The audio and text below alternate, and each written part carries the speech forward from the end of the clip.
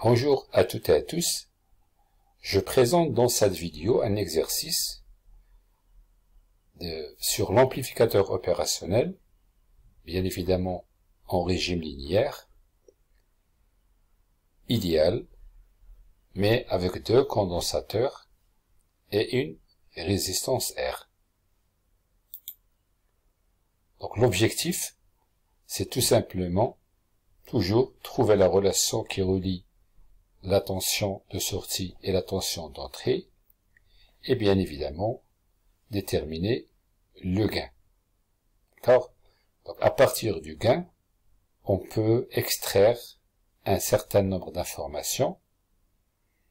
Est-ce que vraiment l'amplificateur, il va jouer le rôle d'un amplificateur? Ça veut dire je compare les deux tensions de sortie et d'entrée. Bon, généralement ça ne se pose pas ce problème-là. Et deuxième chose, c'est de voir un petit peu comment il se comporte ce montage à base de cet amplificateur. Sachant que nous avons vu dans le cours qu'il y a beaucoup de montages, beaucoup d'opérations.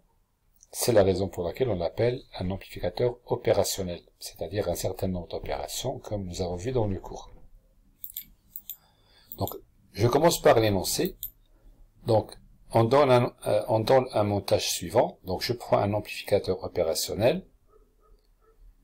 Donc, l'entrée CVE, c'est généralement un générateur d'entrée. C'est un générateur de tension variable. Et une tension de sortie. Donc, voilà les deux tensions, l'entrée, la sortie. Et j'ai deux condensateurs dont j'ai représenté leurs impédances, une résistance, et nous avons ici l'amplificateur, il est en réaction négative ou bien en contre-réaction. Qui dit que l'amplificateur il est en réaction négative ou bien en contre-réaction, ça veut dire qu'il est en régime linéaire. Et s'il est en régime linéaire, c'est là où il peut vraiment jouer le rôle d'un amplificateur. Donc je représente les deux courants d'entrée. Le courant d'entrée dans la borne inverseuse et le courant d'entrée dans la borne non inverseuse.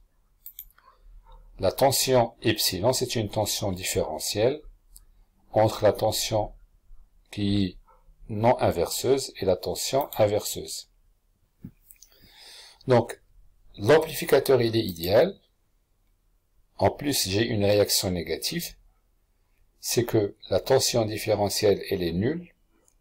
C'est-à-dire que la tension E plus égale à E moins. I plus égale à I moins égale à 0. C'est parce qu'il est idéal. Nous avons dit que les impédances d'entrée, nous avons l'impédance d'entrée dans cet amplificateur, elle est infinie, ce qui correspond à un courant qui est nul. Donc, je considère ce point-ci, c'est un point qui va nous aider à appliquer le théorème de Millman. On peut mesurer au niveau de ce point un potentiel VC. Donc, en appliquant le théorème de Millman, je vais l'appliquer entre les branches suivantes. Donc, j'ai une branche qui est ici. Donc, je vais appliquer le théorème de Millman avec la première branche, c'est celle-là, ZC. Il n'y a pas de potentiel, donc c'est 0 volts. Et j'applique ici le théorème de Millman avec cette branche qui est formée par R et le potentiel V de C. Et là, vous avez une autre branche ici, mais qui n'a aucune importance. Parce que là, cette branche-là, qui correspond à I plus égale à 0, ça veut dire que c'est un circuit ouvert. Donc, on va juste utiliser les deux branches ZC avec une tension nulle, il n'y a pas de tension ici, et la résistance avec le potentiel V de C, et leur potentiel commun, c'est E+. Donc E+, ça sera la tension V de C divisé par R, plus 0 divisé par ZC, sur 1 sur R plus 1 sur ZC. Donc voilà, j'ai appliqué le théorème de Millman dans cette partie du montage. C'est ZC, R, V de C, et là, j'ai E+. E+, il est commun à ces deux branches. Donc, en simplifiant avec ce terme-là, on obtient E+ égale à VC sur R, VC sur R, 1 sur R plus 1 sur C. Donc, voilà l'expression. Or, V de C, c'est le même potentiel que VE, tant que je suis sur le même potentiel, c'est le même fil, donc VC égale à VE, donc E plus égale à VE sur R, le tout sur 1 sur R plus 1 sur ZC.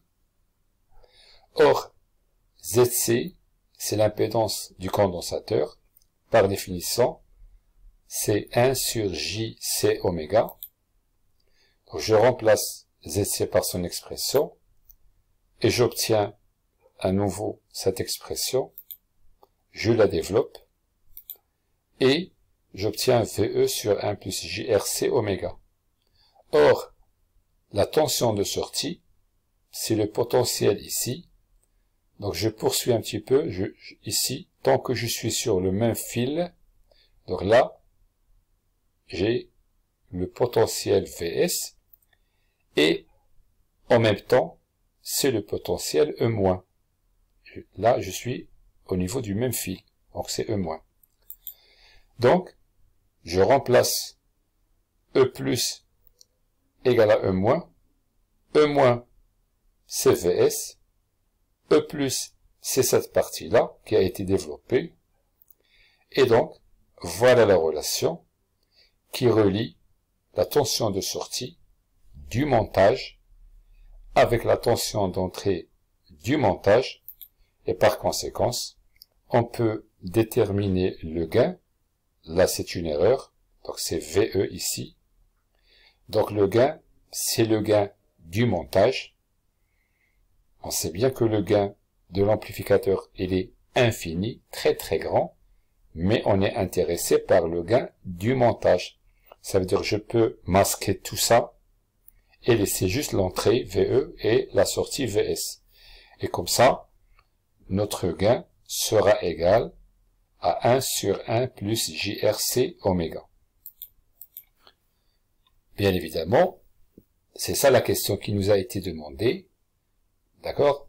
Donc, je passe à un autre exercice. Je vais essayer de changer. Je vais ajouter une impédance ou bien un condensateur ici.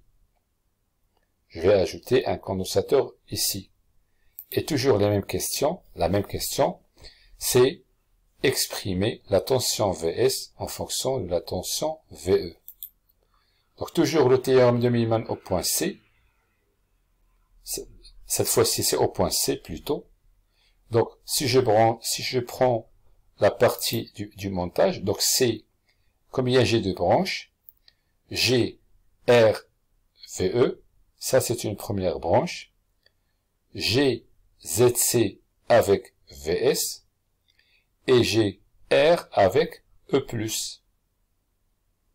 D'accord? Et, bien évidemment, ici, j'ai pas mis de VS, parce que VS, ça sera E-.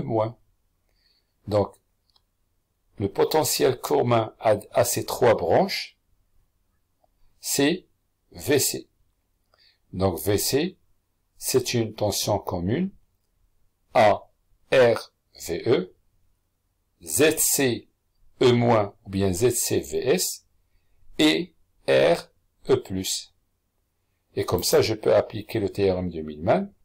Ça nous donne VC égale VE sur R plus E+ sur R plus E- sur ZC, le tout sur 1 sur R plus 1 sur R plus 1 sur ZC. En développement, en développant cette expression-là, voilà ce que je trouve. D'accord? Maintenant, je vais aller vers, parce que j'ai pas encore trouvé la relation entre la sortie et l'entrée. Donc je vais passer maintenant à la même branche au niveau de E, plus. Donc là, j'ai le potentiel, enfin j'ai trois branches. La première c'est R avec VC, la deuxième c'est ZC, il n'y a pas de potentiel. Et là, c'est une autre branche qui n'a pas d'intérêt à l'utiliser parce que c'est un cercle ouvert. Donc, on aura E plus égale à V de C sur R plus 0 sur ZC. Je la développe. Donc, je trouve E plus égale à VC sur 1 plus JRC. Donc, je peux remplacer ici, égaliser. E plus. Donc, je développe le VC. Je la développe. Je trouve E plus égale à tout ça. D'accord? Et, or, d'après le montage, E plus égale à E moins égale à VS. Donc, là où je trouve le E plus et le E moins, je vais remplacer avec VS, que vous voyez ici. Voilà, j'ai remplacé. Et le travail, c'est quoi? C'est mettre les tensions VS comme facteur. Donc, je factorise par VS, facteur de tout ça, moins VS égale à VE. Voilà, j'ai mis en facteur VS. J'ai développé, et je trouve VS, facteur de ce terme-là. Je développe encore. Donc, c'est un calcul très simple. Et voilà une expression simplifiée. Et comme ça, notre gain sera égal à VS sur VE égale à 1 sur 1 plus JRC oméga au carré. Donc, c'était la seule question qui nous a été demandée. C'est le gain ou bien la relation qui relie la tension de sortie et la tension d'entrée. Bien évidemment, on peut passer à étudier le module pour voir vraiment que la tension de sortie elle est supérieure à VE. On peut tracer également le module pour voir comment il se comporte, ainsi de suite, ainsi de suite. Mais ce qui a été demandé, c'est uniquement établir la relation entre VS et VE ou bien le gain. Donc merci pour votre attention.